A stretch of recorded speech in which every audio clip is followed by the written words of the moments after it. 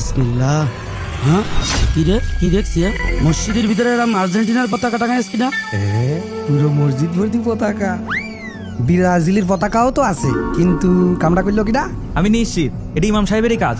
তো আশেপাশে তো দেখছি না কারোর। তা সেই ইমাম সাহেব কানে একটু আগেই তো আজান দিল। হ্যাঁ, কনে আবার ওই পদ্মার নিচে বসে মনে হয় ফুটবল খেলা দেখছে। এই ইমাম সাহেব, ইমাম সাহেব, এই ওদিক থেকে এদিক আসেন, নামাজের সময় হয়ে গেল না? আসসালামু আলাইকুম। ওয়ালাইকুম আসসালাম। মসজিদের ভিতরে এইসব কি? কেন পতাকা? হ্যাঁ সেটা তো আমিও দেখতে পাচ্ছি, কিন্তু মসজিদের ভিতরে পতাকা টাঙাইছেন কি জন্য? আপনি রাগ করেন না, আগে বিষয়টা শোনেন তারপরে বিচার করেন। কি ব্যাপার টুটুল? ও টুটুল, হ্যাঁ সাথে কি করছো? হুজুর আর্জেন্টিনার পতাকা লাগাচ্ছি। কেন? আমি মেসির বিগ ফ্যান। আপনি কোন দলে সাপোর্ট করছেন হুজুর? আমি তো টিম কালিমা সাপোর্টার। হিন্দুদের কালিমা নাকি?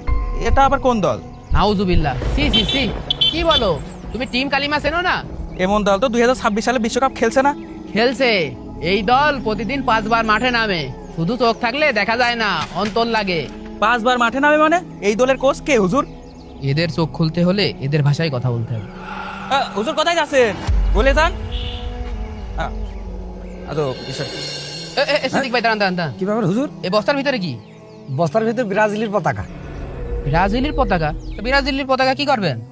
কে আপনি জানেন না? পুরো বাংলাদেশের ভিতরে আমরা যত বড় পতাকা বানাইছি এত বড় পতাকা আর কেউ বানায়নি। কালকের থেকে টিভিতে খালি নিউজ আর নিউজ দেখবেন। তাই এত বড় পতাকা বানাতে কত টাকা লেগেছে?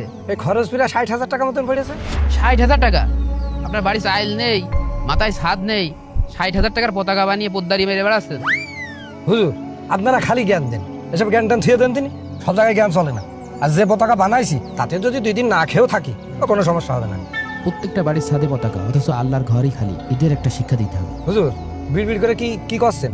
আমিও ভাবছি একটা পতাকা বানাবো। জান এ ভক্ত আসো। তা আপনি মসজিদের ভিতরে পতাকা টাঙাইয়ে কি বোঝাতে যাচ্ছেন?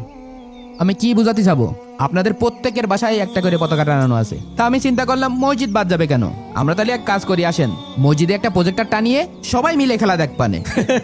হুজুর আমার বাড়ি আটটুক টিভি প্রজেক্টর হলে বেশ ভালোই হবে না? হুজুর শোনেন, এই খেলাধুলো আর ধর্ম আপনি এক করে ফেলবেন না। খেলাধুলো আলাদা জিনিস আর ধর্ম আলাদা ব্যাপার। ঠিক বলেছেন সভাপতি সাহেব, ধর্ম আলাদা জিনিস, খেলা আলাদা জিনিস।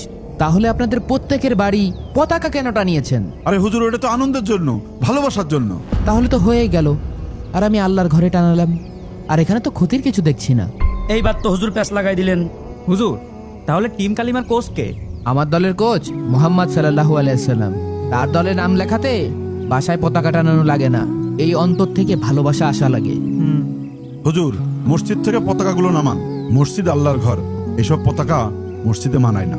পতাকা আমি নামাতে পারি, কিন্তু একটা শর্তে। আপনাদের অন্তর থেকে এবং বাসার ছাদ থেকে, প্রত্যেকটা বাসার ছাদ থেকে পতাকা নামাতে হবে। শোনেন, যেদিন মারা যাবেন সেদিন প্রশ্ন করবে না যে আপনি মেসির ফ্যান না নেইমারের ফ্যান নাকি রোনালদোর ফ্যান। আপনাকে 3টা প্রশ্ন করা হবে: আপনার রব কে, আপনার দিন কি, আপনার নবী কে। এই 3টা প্রশ্নের জন্য কি 1 মিনিট সময় রেখেছেন?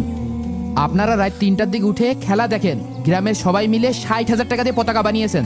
অথচ এই মসজিদে মক্তব পড়ানোর মতন হুজুর পাওয়া যায় না, কারণ মহল্লার লোকজন টাকা দেয় না।